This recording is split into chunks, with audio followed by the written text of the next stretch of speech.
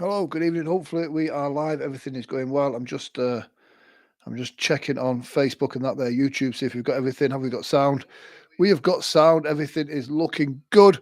What an interesting show we have in store for you tonight. It's been really interesting. A previous guest on the show, a legend in the hypnosis industry, runs a couple of great groups as well. And we've got comments coming in already. Tyrone is looking forward to this one. Absolutely, Tyrone. Adam Richard Dealer is here as well. He says hello. Jason Nobby Morgan says, hey, princess. They're all coming in now. Perfect sound. Richard Cole says, hey, buddy, the whole party is here. Guys, this is your chance to speak to some absolute legend in the industry as well. Let me know where you're watching from as well. We do have a diverse places. We have Scotland, we have Wales, we have England, and we have the US of A. Where's the most exotic place that people are watching from as well? And we have a bonjour. We have France in the house as well. We are international tonight, and I'm not surprised as well because we have a absolute legend for you as well. So please, without further ado, put the applause emoji in the comment section as well. From Utah, oh, absolutely fantastic. Sean, nice to meet you. Adam is watching from the comfort of my sofa in Yorkshire. Wonderful. So guys, make some noise. Please make him feel very welcome. The man, the myth, the legend that is Szeles. How are you? I'm doing good, man. Just chilling out in California a little bit. California. That's the place to be, isn't it? What's the weather? What's the weather like at the moment for you? 101 degrees. Wowzers. Yeah, we're in the middle of a heat wave. Nice. A 7-day heat wave, too. So I got up at 6 o'clock in the morning. It was like 77 degrees, which is, I don't know how much in Fahrenheit, but. So let's do the math on Google. I did this the other day, I think. But I think today it was about 26 here in the UK. 77 degrees. All right, in Celsius is 25 degrees start of the day. That is warm. Yeah. I do like the sunshine as well. So yeah, California is a really cool place to live as well. Have you always lived in California? I've lived here for 45 years. I'm from Detroit originally. Nice. Detroit, Michigan, yeah. And I moved out to San Francisco in 78. Nice. Yeah, and without any intention of getting back into entertainment, and the Pier 39 opened up a tourist attraction, and they wanted a rainmaking machine, so they got back into street performing, just by chance. Nice. Yeah. Nice. So, I mean, you have been a performer for quite some years. It's really interesting as well. You have, I always say, one of the most iconic stage hypnosis posters. I'm absolutely massive fan of it. And you had it printed on special paper as well, by all accounts. Yeah, they don't make that anymore. Yeah, an original show poster. That was when it was made in '96. It was on a optical, one gigabyte optical drive, which was huge back in the day. And they had what they call Cytex machines that could take the images and rotate them and manipulate them, which we call Photoshop now.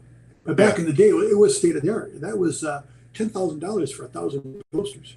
Wow. And I've got about 100 of them left, so I'm hanging on to a couple of them. So, yeah. Yeah. They're definitely iconic posters. I mean, obviously, you've been a guest on the show before, and a great guest as well. Always a very popular one as well. Within the community, you're very active as well. You've got a fantastic group, and I know you were talking about closing that group down, but I love the fact that the communities come together and kind of says no. So your Facebook group is called the League of Extraordinary Stage Hypnotists, and am I correct in believing that people can actually purchase a member's badge of that as well? Pin, yeah, the league pin, infamous league pin. They're really, really cool. Do you have many of them? Are they still available for people if they want one? They are. I've got a few of those left. What I'm going to do is, because if I send them to England or I send them to Spain, it varies in postage. So I'm going to get people's addresses and go to the post office and see how much it costs. So, but they're really nice pins. I came up with the idea for the league in 2015. My wife came up with a real cool logo for it. And I said to my wife, "Hey, can we make a pin out of this logo?" First of all, guys, marry a graphic artist. You can marry a graphic artist. My wife did my poster and everything. So she goes, yeah, we can make a pin out of this. And next thing you know, the pin is actually better than the original artwork. Wow. Yeah. She did the artwork for my poster too, and my website and my. So it's kind of cool. Yeah. Yeah. I was happy with the way it came out. Yeah, I'm happy that everybody who reached out to me in the league, thank you very much. It's been a trying couple months here for me with getting attacked on stage, and the grad night's been kind of funky here. California's been locked down. And so I was really thought about might close the league down permanently and just not bother with it anymore. And luckily, I'm really surprised how many people have reached out to me. I didn't really think people were part of that league anymore, you know? And it was nice to see that. So it's back up. And what the league is there for is I see a lot of these hypnosis groups that just, hey, Chris, I see a lot of these hypnosis groups that just get dominated by one or two hypnotists whose name we won't mention. They just slam these groups. They slam, oh, you're not doing it my way. And it just ruins a good group. So this group's moderated. And if you guys want to post anything you want about stage hypnosis, I'm not doing that many shows these days, but I try to post stuff every now and then. Yeah, it's a fun group. It's a fun group and a safe group. Yeah, and it's exactly that. It does feel like a supportive community in there as well. So, and like you said, some of the groups can be a bit about ego and about promoting the next sales training type thing. But no, it's it's a great group. I love that group in particular. So yeah, Christian P. Taylor or Doc Strange is here as well. Fantastic UK stage hypnotist and magician. The infamous Christian. Yeah, Christian, I go way back, way back. Great guy. Yeah. So I mean, let's talk about the incident. You got attacked on stage, and weirdly, I saw someone mention this when you first posted the video, and a couple of people said I didn't watch the video because I thought it was one of those videos where it goes hypnotist attacked on stage, and it was just a skit. I'm guilty of that. The first time I saw it posted, I thought it was a skit, and then but I watched it anyway. And then when I saw it, I was just, I was floored and shocked, if you know what I mean, to see what happened. So, I mean, it looks like it was the end of the show, but I mean, tell us what happened. Was there any clues to this happening in the run-up to the show? It's like I say, California's been locked down for a couple of years. This was the first show I did, and it was for the Lions Club. And the Lions Club is like the, I don't know, Shriners maybe in England. And they do a lot of good for the veterans and the single parents and stuff like that. And it was for their awards dinner. It was their annual meeting. So it's about 100 people, and they were my age, elderly. And the show was going good, and I was literally wrapping the show up. I said, at the count of 5, open your eyes.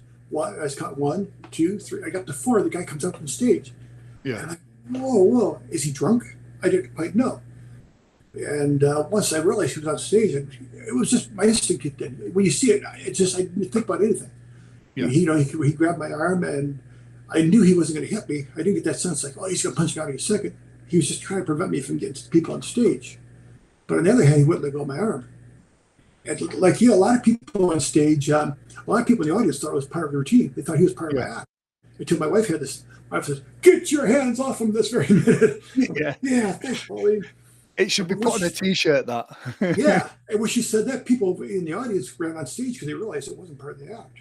Yeah. And when you watch the clip, he knocked one guy off the stage. They had like 5 guys wrestling. Yeah. I mean, I think for me, that scene there, when it kind of starts to get serious, you're like, wow. I'll tell you what we'll do. I mean, I've got a copy of it here. Go ahead.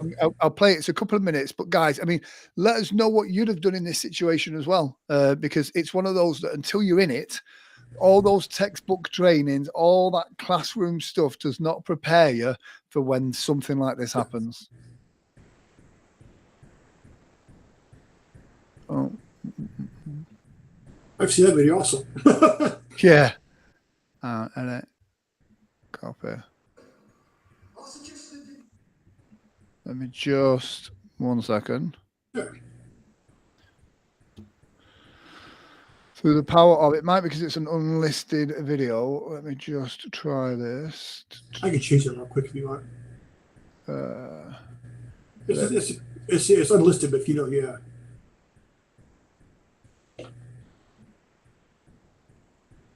Yeah. Let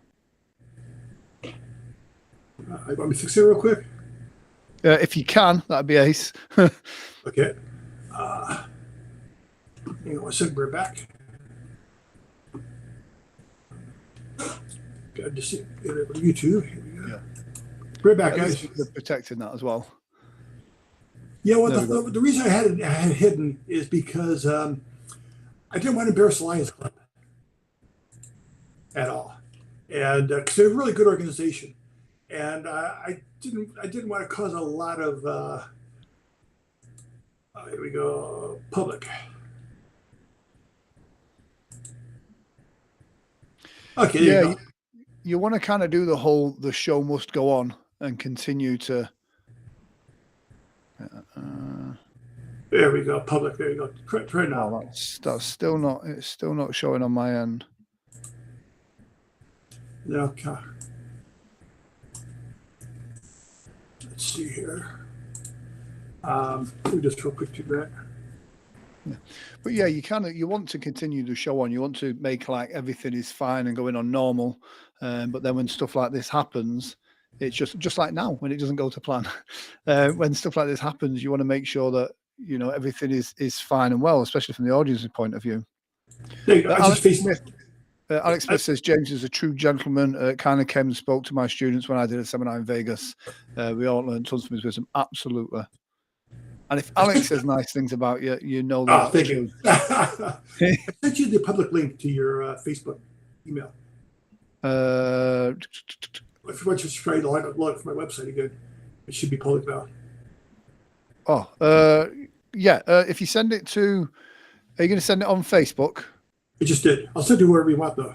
All right, hang on 1 second. We'll do this whilst we're live. So the Lions Club, I didn't want to embarrass the Lions Club. That's why I made it unlisted. And even enlisted, it got about 3,000 hits. And people are saying, "Oh, you should monetize that. You should make a big thing of it. Go to the press and do all TV talk shows." I don't want to do that. I'm retired. Yeah, I don't want the publicity. Yeah. Copy it. I've got it. I believe. Not that one. That's the wrong one. Hey, Alex. I'm reading Alex Smith. How you doing, bud?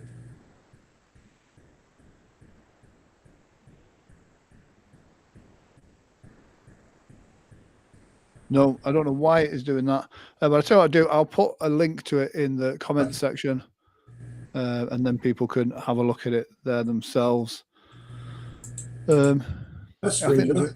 Yeah, I think there's a gremlin in the system. I might be able to do it as a screen share, but I don't know if we'll have. Try refreshing your YouTube. That may be it. Because it just changed on YouTube, so it should come up as public. All right, let's have a.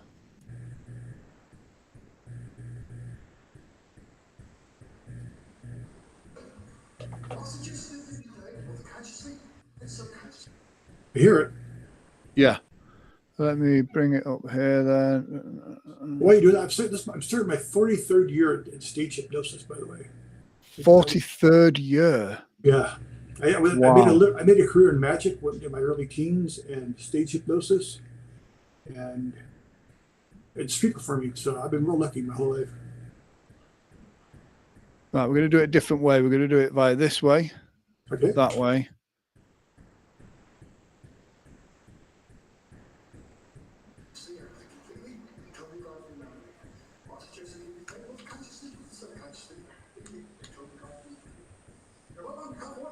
And the count of five, you'll be wide awake, completely out of hypnosis, feeling very positive about the experience you had here on stage. You're going to feel so positive about the experience you had here on stage. No matter where you are, no matter where you go, celebrity entertainment, you're going to insist they book Szeles in comedy hypnotism. Post it out, you know what I mean? So, on the count of five, wide awake, completely out of hypnosis, full of energy. When it's time to fall asleep tonight, you'll fall asleep very easily. Sleep very deeply. Until then, full of energy, wide awake, feeling very positive about the experience here on stage. One, you're coming up now. Everybody on stage. One, you're coming up now. You're coming up. Two, your circulation is coming back to normal. Three, your circulation is bringing back to normal. Four, keep deep breath. You're done. You're done. Yeah. You fucking tried to sit on these people's laps and you said they were hypnotized. They're women, they're a man here. That's bullshit. Okay. That's sexual harassment. Get the fuck off this stage. What the hell? Get the fuck off this stage. No, this is wrong. This is wrong. This is sexual harassment both ways. They are not. Take your hands off my husband right now. He insinuated sexual relationship by sitting on their laps. This is bullshit. Sit on anyone's I'm not going to put up with it, okay? This is not entertainment for the Lions Club. This is One, you come up, man, come up. Two, your circulation needs to come back. Two, your circulation, come up. Four, three, one, 5 yards, one way. One. I'm not going to let him get. No, this is bullshit. No, I put up with it. No, he is not going to get anywhere near these people while they're here. No, no, he can't. This is bullshit. It's sexual harassment. For being no, no. Hey, I don't care if it's a game with you. It's not a game with me. It's not a game with me. It's not a game with me. No, stay with me. You stay with me. It's sexual harassment. Okay? These people can use preventing you. Sit on your lap. Okay? You're not, you're going to end up with this is bullshit. Okay, this is bullshit. This is bullshit. This is bullshit. Get away from me. Get away from me. Get away. Excuse me. Get away. This is bullshit. Oh, calm down, guys. Calm down. This is bullshit. It's sexual harassment. Is it going down like now, pills? Yeah, man.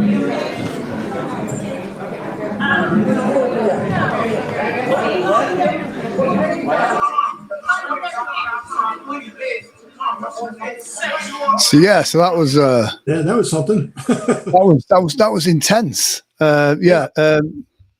Yeah, Alex Smith says, clearly had mental health issues. You handled it like the true pro that you are. Amazing how you kept so cool. Absolutely. I love how you still kept trying to count them out. You were determined to get to 5 and he wouldn't let you. But I think that's the worst nightmare for most hypnotists in the world, when you've got somebody, a member of the audience or whatever, shouting sexual harassment or anything like that. You just go into that panic mode. Yeah. Very lucky that the show was being recorded, so you can see that you were completely, but yeah. And Colin Chapman says, Will Smith empowered this nut job to pull this bullshit. Absolutely right. I think it was, people like, there's a sacred line between the audience and the stage that people shouldn't cross. And that was crazy. I mean, it was a family show. There's nothing sexual on the show whatsoever. Oh no. And I kept the movie Office Space kept going through my mind, where the hypnotherapist gets knocked out or he dies on stage, and everybody on stage is locked in a trance permanently. But my first instinct, like I say, was when he came up on stage, I thought he was drunk, and then when he grabbed my hand, I knew he was aggravated, and I knew he wasn't going to hit me or anything, but he was trying to stop me from getting to the people there. Yeah. So my first instinct was, I'm not going to engage him. I'm not going to talk to him. And I broke free, and I went around again, and he grabbed me a second time. And so that's when that people came on stage. And then I got off the stage, came back around, tried the third time. And that's when he got thrown off the stage there. But I think, a couple of people said he might have been hypnotized without knowing it. Although I had never seen any signs of it. Yeah. And the last routine I did was the back of my pants are missing. You can see my underwear. I bend over, and so he might have seen that and thought I was sitting on their lap. That's the only thing I can think of. He wasn't really drunk. I did smell alcohol, and it was just one of those bizarre situations where my main concern was people on stage, not so much my safety, because I didn't really never thought threatened. It's just how do I get these people back on stage? And I didn't want to get knocked out, pushed on stage, or knocked off the stage. Yeah. And the guy he knocked off the stage was the head of the Lions Club. Wow. So they were really nice. They sent me a nice letter saying, we apologize for his behavior. There's nothing wrong with your show. There's nothing sexual, And you know, people go, oh, you should sue them, you should sue them, but I'm not going to sue the Lions Club. They help people. It's a charity organization, so. Yeah. And I think sometimes how you deal with an adverse situation like that is one of the things that kind of, you know, keeps that professionalism there. Because I mean, clearly the gentleman, you know, does, like Alex says, does have some mental health issues there as well. But yeah, Richard Cole says, why do you think he waited until the end to come up on stage? But I think you answered that with that whole the final skit. Yeah, I wasn't really afraid that I was going to hurt. My main concern was just getting the people waking up. You know, and I didn't understand why he was like that. I said, like I said, I didn't engage him at all, and I didn't, you know, I just kind of pulled my hand away from him and then backed away. So all in all, looking back on it, it was a lot scarier looking back than what was actually happening because, you know. In the moment, you don't realize it. It's unfolding as it does it. Like you said, it's when you look back on it and you go, actually, that could have gone either way. Yeah. And when you think, you know, we hear stories of people, you know, with mental health issues going a bit crazy. You do think what could have happened to either yourself or if he had a knife on him or a gun. But I always tell people, other stage hypnotists, never panic on stage. Never let them see you panic. Yeah. If you panic, they're going to panic. So I'm like, well, okay, let's get these people off stage. And my wife was more upset than I was. Yeah. Absolutely. Karen Louise says, hi, late to the party. Karen, good to have you here. Better late than never. And Richard Cole says, how you handle the situation during and after is a testament to your character. You're one of the goodies. Absolutely. Absolutely. True professional. And I think that's it. I think our professionalism, our customer service, all of these things come out when things don't go to plan. And the problem is you can't prepare for that, which... and Alex will back me up on this as well. Any plug for a training. I think that's why it's so important to do live in-person trainings, because there where you hear from people doing it, what can go wrong and how to deal with it. That's not stuff you pick up from a book or a YouTube video. So, yeah. It was interesting because, you know, at first I thought he was drunk. And people have talked to him after he was, you know, and they think he might have had mental breakdown some sort, you know. But 40 years on stage, 40 plus years, I've never had anything like that happen. And so I think a lot of it was just instinct kicking in. You know, you've been on stage so long, you know so many shows, you just say, okay, well, this is what I'm trying to wake these people up, and how can I do that in the quickest way possible? Yeah. So, and again, without spreading that panic as well. Yeah, without spreading the panic, without making it worse, you know. Yes. Sorry, Christian Taylor says, you will from my book, The Honest Hypnotist Guide, which is a fantastic stage hypnosis book as well. Absolutely a great book is that. So yeah. I mean, you know, a combination of things, California being locked down for a couple of years, all of that. How did that feel afterwards? I mean, if that was your first show back after the pandemic, that's a bit of a baptism of fire. How did it feel going back on stage after that show then? Well, I did to the high school grad night shows. And once again, California was completely locked down for 2 years. Some schools haven't been in session for 2 years. And everything, 4 shows and 4 different reactions, but not what I expected. The first show, it was like, I go, good morning, class of 22, you graduated. People just sit there and look at me. Not a word. And the whole show was like they're watching the show on Zoom. They did not interact. So that was like, you know, I did a show, it was like pulling teeth. And then I kind of, another couple of shows where like the kids had been out of school for 2 years, they were just rowdy. My last show, 2 guys went on stage. My wife was always videotapes my shows, by the way. And she heard them in the audience saying, I'm going up the stairs, I'm going to go on the show, my last show, and mess with the hypnotist. So they went on stage, pretend like they were under, and then they woke up and boom, boom, woke everybody else on stage. So, but here's an important thing. Let's go back to the incident on stage. I have in my contract a clause that says I'm entitled to videotape my show. For insurance purposes only. If I want to, I can use it any way I see fit. I can publicize it, I can promote it without any compensation. Because it's not true. My insurance company doesn't make me videotape it. But I videotape every single show just for this reason. You know, I did a grad night show about 5 years ago, and I'll be 67 years old right now. I was 68 this year, and I used to do the movie stars and Brad Pitt. And, okay, I'm Brad Pitt. Will you marry me? And I go, will you marry me? And people on stage go, "Ew, that's gross. She's old." And I did a couple of routines like that. And so I come home, and the next day the agent calls me. He said, "What did you do, Jim?" I said, "What do you mean?" He goes, "They said you raped 2 girls.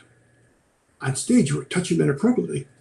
Well, what happened was a parent that had never been at the grad night had heard that I was doing the movie star bit.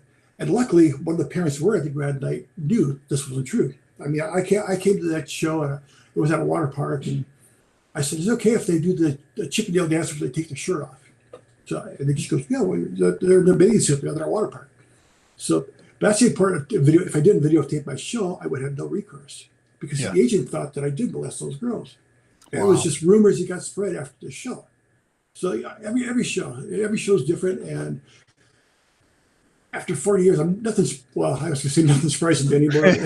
Yeah, don't no, jinx nothing it. surprises me anymore. Yeah, now nothing surprises nothing you. surprises me. Yeah. Yeah, I mean, I think that's the thing as stage hypnotists, and like I say, you know, you've 43 years performing, is you're dealing with so many different people, so many different characters with all sorts of stuff going on in their life. It is like herding cats sometimes. No, I haven't really I had a couple of show leads come to me. I haven't put any bids in. I've got to take a couple of weeks off before I do my next show. And it was pretty discouraging. I had 5 really discouraging shows in a row, which never happens to me. And excuse me. So I'm just taking a step back for a minute, because I just do it for the fun. I don't need the money. And I'm retired. And so I think, and this is my opinion, I'm sure you'll have your own opinions on this, but I think before the pandemic, you know, we had a generation of audiences that the closest they'd seen to live theatre or live entertainment was watching like America's Got Talent or Britain's Got Talent. We've got audiences that don't know how to be audiences. They know how to watch it on Netflix and YouTube and TikTok and Instagram and Reels and stories on their phone. They don't know about how an audience is. And then I think the pandemic compounded that. And I think coming out of the pandemic, you've got people that are first time going seeing shows and going out and doing grad nights and proms and all that type of stuff. And they're watching it as if they're watching it on their phones, or they're watching it like they're watching it on TV. And, you know, again, the other thing is so many people at live events now, they're not watching the show.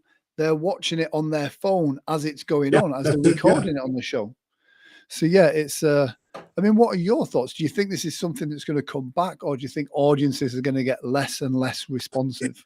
Well, with the grad dates in general, the grad dates, when you usually do a grad date, you show up because they know what to expect. So you walk in there and "Oh, you're the hypnotist. Can I volunteer? Can I volunteer?" But now, I think people are so used to just yelling at people on stage, or you know, they're so used to watching it at home that they think, well, it applies on stage. Like in Broadway plays, they have problems with people yelling out during the Broadway plays. Wow. But, yeah, I think people's social manners, the way they interact, has changed drastically. Yeah. And in California, it's kind of taken a turn for the worse, because, you know, no interaction for 2 years whatsoever. Yeah. And it's weird. There is a, like you said, that whole, you know, being involved in the show. If they're going to do that on a Broadway show, then it's just ridiculous. It's crazy. Yeah, but again, I think people see it on YouTube and they see them like getting involved in heckling with the comedian, and they think that's part of the show, if you know what I mean. I see the clip where the guy was heckling a comedian on stage, and the comedian on stage pissed on him.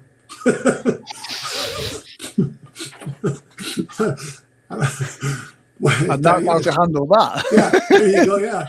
Wow, that's a skill in and of itself. I don't know if I would be able to physically pee if there was an audience watching me. So that I would give him a round of applause just for that. If I've got someone in the urinal next to me, I struggle to pee. So he's done well to do that on stage, to be fair. His commitment to the art. Yeah, there you go. Yeah. So, I mean, we have to give your wife a mention for just the way that she supported you in that kind of the incident on stage. I mean, how long has she been on the road with you? Well, in my early career, she didn't like being on the road, so I did a lot of my shows myself. And whenever I did like New York or Hawaii or Vegas, she would always come with me.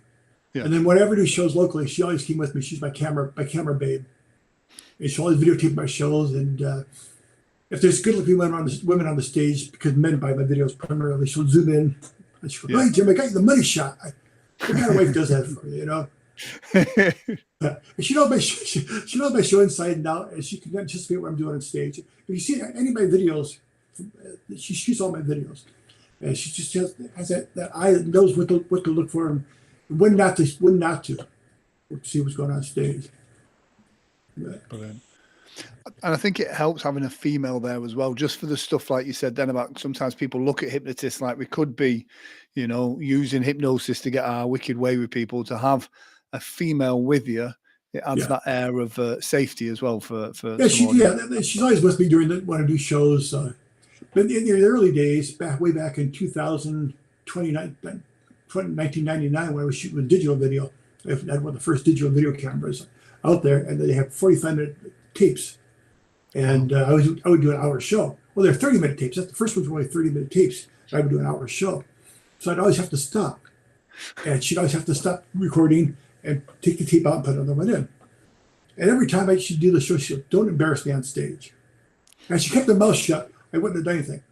"Don't embarrass me." So when she went to change the video, I always, "On camera, my wife, James Szeles, from Liverpool, England."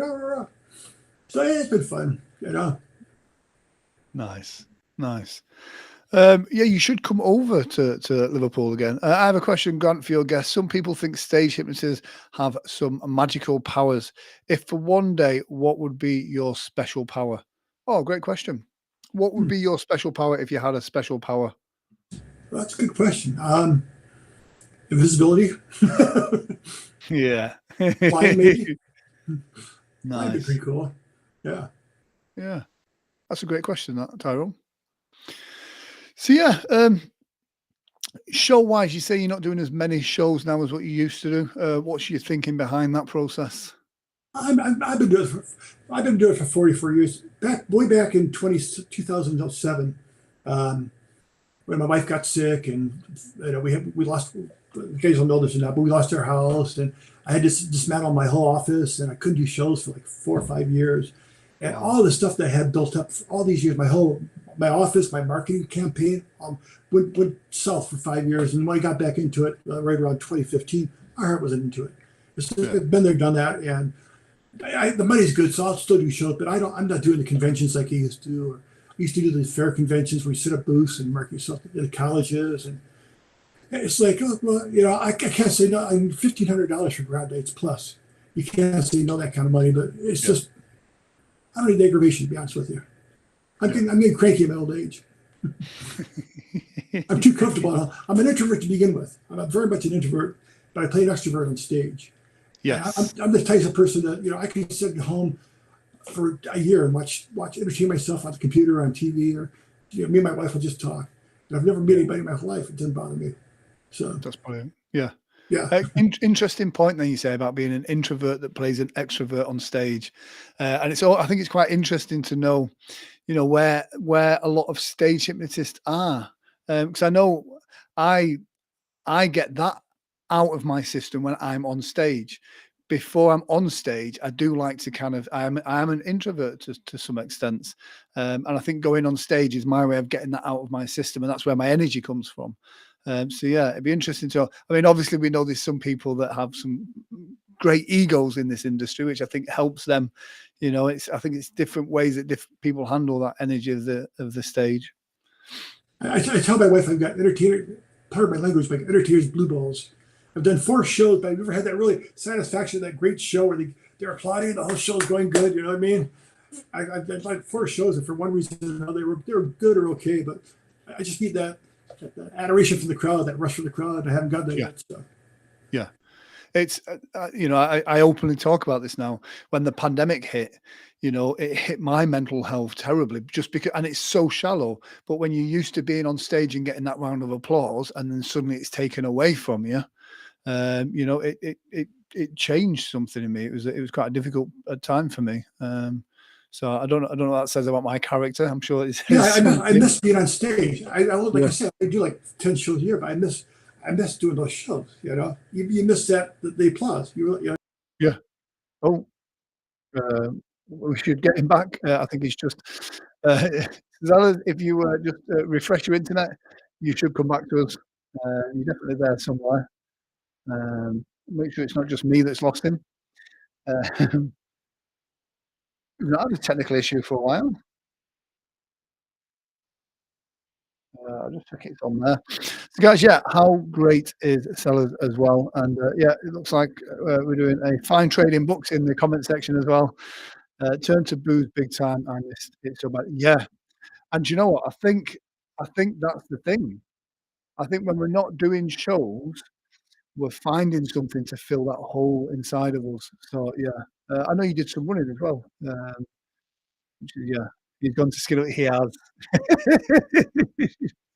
I was going to get onto that about California. So James, if you're there, if you click refresh, it should bring you back in. Let me just send him a message. Refresh. Let's see if we can get him back in. Guys, as well, interesting to I'm running 5K a day again. Awesome. Do you know what? I got out of it and I'm slowly getting back into it again now. But I'll be honest, I'm running in the gym at the moment because yeah, I've not got the motivation to go outside, especially in this weather as well. You made a great pivot, Grant, by doing these interviews. Thank you very much. It's an interesting. It has been interesting, to be fair. For me, uh, doing these live streams opened up so many doors as well, and opened up the door for live streaming. So, which is good. And as if by magic, here he is. There we go. He's back. Everybody said you went to go skin up. I got kicked off another stage. Yeah. Yeah. So we just talk about the things that we did during the pandemic in order to fill that hole that the stage was doing. Some of us turned to drink heavily. Yeah, yeah, exactly. I'm not a drinking, yeah. Yeah, it's and smoking pot.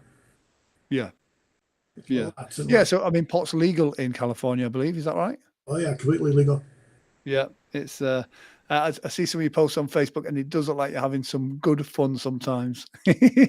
My neighbor's parents grow for the co-ops, and so he gets me pot for next to not like an ounce of top grade pot for $100, you know. So I can go crazy and smoke all day and night. Doc, you should do that, kids. Don't smoke pot. Yeah, don't. Drugs aren't the question. Drugs are the answer. Yes. Yes, yeah. is the question. Yes. Awesome. So I mean, where do you see stage hypnosis going? Do you think it's going to continue on the path that it's doing now, or do you think it is becoming a dying trade? It's always going to flourish. The colleges, it's still big in the colleges. It's still big in fairs. You know, it's still big for private parties. The high school grad nights, I don't know. It's a good question. I had a couple of high schools that were worried because they didn't have grad nights for 2 years, and they wanted to make sure that the kids knew what to expect. And I don't know. I don't know if it's good. I mean, I don't know if it's going to survive grad nights in California anymore. Yeah. You know, it's just kind of like, I mean, a lot of things you can watch it online. Yeah. And people watch it online, but until you see it, I can't talk camera. Until you see it personally and for yourself, it's always amazing. Yeah, I mean, in the UK, we've had a couple of TV programs that are stage hypnosis on TV. I don't know if it transitions well. For me, I think stage hypnosis is an in-person event. When you see someone and you see the whites of their eyes, and you know that experience is like, wow. Whenever it's done on TV, it's always, they've picked the best volunteers of the best volunteers, and they've really whittled it down. And it never looks the same. And they always end up, in the UK especially, they always end up people that are, they're always on some kind of forum where they're wanting to be stars anyway. They're either applying to be on Love Island or something else. So it's I think stage hypnosis has to be an in-person event for it to work. There's something about the energy in the room. That's why you'll never see a big show, like a recurring weekly show based on hypnosis, because unless the person, the person, you don't believe it. Exactly. It just looks fake. And even as a hypnotist watching it, I think it looks fake. I like the volunteers that struggle with suggestions, and then you see the suggestion blossom in them, and then they come out. when you see that struggle, it looks authentic to Yeah. me. Yeah. When you've got the absolutely most hypnotizable people that want to be on TV anyway, being the world's best ballerinas, it just looks like they want to be on TV. And yeah. people watching it, like you said, when you don't know their character, it My just wife's from Liverpool, and I went in 1993. We went back for my reception in Liverpool. And Paul McKenna was big. Paul McKenna had like 4 really big TV specials, and I was just blown away by some of the stuff he did. I still get blown away by some hypnotists, but they come up with these really ingenious routines. And I just said, well, that took my show in another direction just watching him. Paul McKenna do it years ago. Yeah. Tyrone, great question. Once you become a hypnotist, do you think you can ever turn your back on your craft? I don't think you can. No. I think there's a time in, like, you train to be a hypnotist, you pretend to be a hypnotist, you're faking being a hypnotist, and then at some point, and every book, every training says this, that you have got to be the hypnotist. And once that happens, I think that's it. I mean, I know some guys in some of the forums that are still very active, giving people advice, that haven't done shows for 20 years, but they still see themselves as being a hypnotist. Go ahead. Go on. I think the dark side of hypnosis, if you want to put it that way, is it's a very insecure profession to break into, because you might do 2 or 3 good shows to start with, and you do a bad show, and that just puts you off. So there's a lot of insecurity around stage hypnosis, and a lot of people use that to sell unnecessary training, like stage 4 training, stage 3 training, the advanced stage hypnosis training, and they play on these people's insecurities. Yeah. If you get this book, you'll be able to. The truth, I mean, you're going to do shows where nobody goes under, and it's going to hurt, But you got to work through that, especially in the beginning, because if you don't, you'll never be successful. And I think it's you've got to go through. Jordan Peterson delivers it perfectly. You've got to slay the dragon in order to get the gold. You've got to do the bad shows. You've got to do all of this stuff and face those fears. And I know you have a run of bad shows for whatever reason. At the end of that run of those bad shows, it makes it more difficult to get back up there. But you've got to get back up there as well. That's what I'm going through right now. Okay, well, I don't really want to go for another show. I'm going to take it easy, but Crispy Taylor says confidence is key. Absolutely. Oh yeah, definitely. But the first couple of years when I did my shows, just getting started, I did the induction. It was hard for me not to laugh, because I think these people are letting me hypnotize them. So I really had to, that's how I really didn't take it that seriously for the first 2 or 3 years, and it's kind of one minute I'm putting them under, and the next minute I've been doing it for 10 years, and I got a following and stuff. So Colin Chapman's got a great point. He says fundamentally disagrees with the idea that performing hypnosis can't work on TV. Just because no one's made it work yet just means it's a matter of finding the way that will. Absolutely. And I know every now and then you see these pilot shows coming out. I think Peter Powers did a street hypnosis show early 2000s. I thought that did really well. But I think the street stuff works really well on TikTok and YouTube.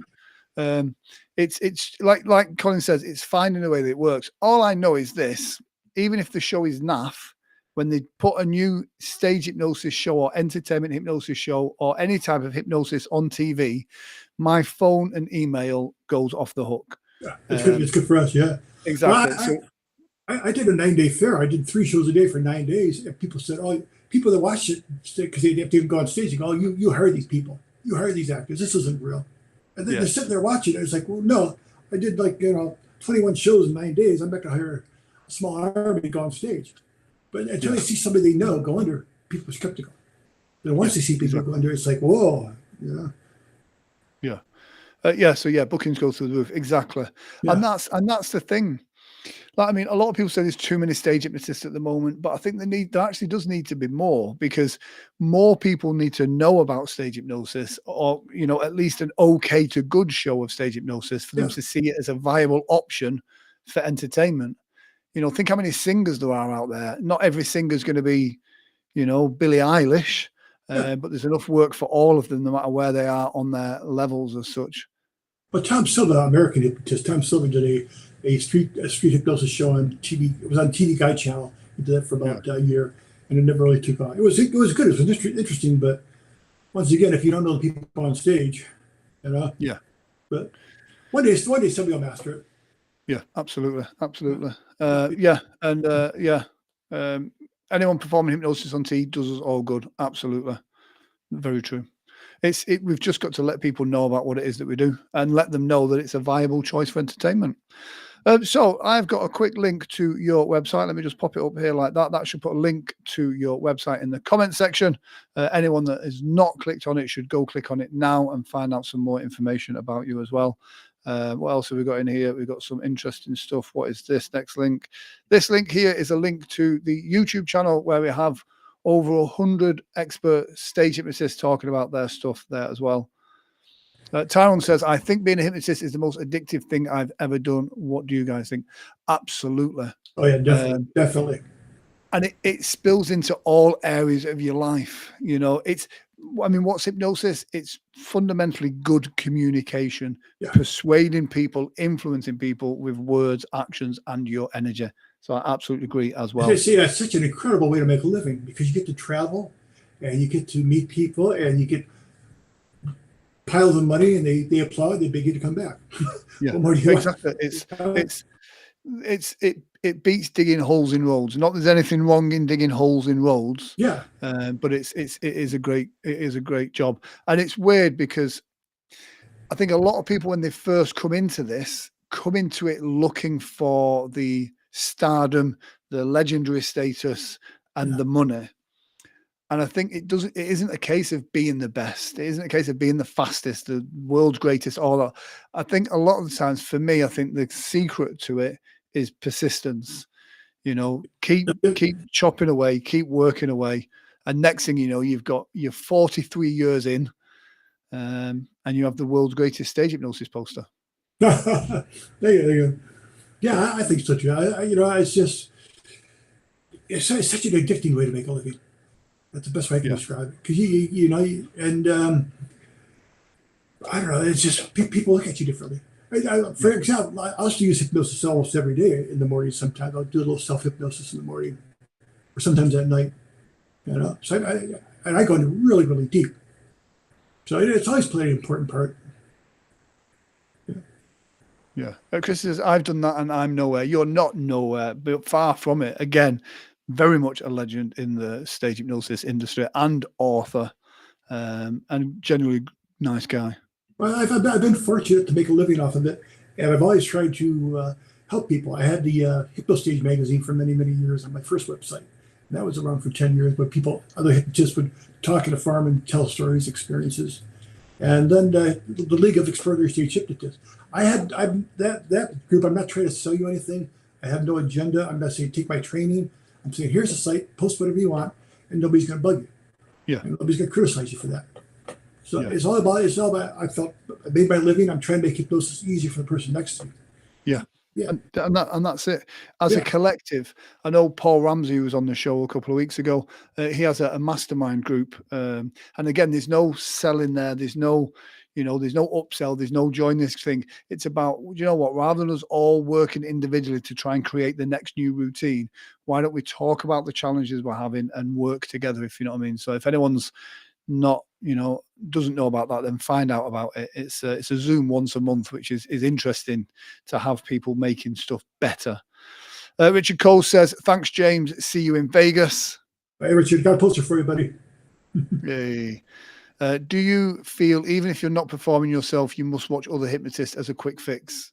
No, I have a hard time watching other hypnotists. It's a good one. There's like two or three that I can watch over and over again because they got really interesting takes on stage. But generally, no. Yeah. I think good stage presence, you can be a mediocre hypnotist and have good stage presence and you've got a good show. I think the other way around, you can be a brilliant hypnotist, but with no stage presence and it's a shit show.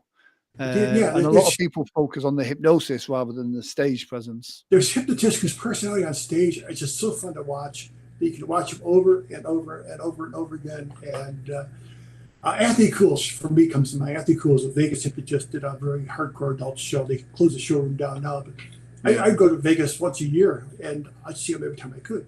He's just got that funny personality. He likes to mess with people on stage, and he's fearless, you know? Yeah. I watch other stage hypnosis shows and go, no, why are you doing that bit? Stop, do something better than that. Yeah. Chris says, I'm off to SantaCon. It's great to learn from others. I spent too long making my own mistakes. I'm running out of time. Learn from others. Absolutely. It is working together and learning from it, which is why your book is so great as well. He's an amazing book. Yeah, because you can tell it's written from someone that is in the trenches and doing stage hypnosis. There is lots of stage hypnosis books out there from people that you can tell have not done much actual stage work. I'm not going to call them out on that, but you can tell when you read the book that it's just textbook stuff. It's not from someone that's been there and done that. Well, there was a guy on the internet when I was getting started that had a whole stage hypnosis school where he would sell tapes and videos. And he never did a show. Yeah, it was all BS. You know? Yeah, and there's a lot of people out there that are good trainers that aren't necessarily good performers, you know, and the other way around as well. There's some great performers that don't make great trainers. There's some great performers that are bad marketing.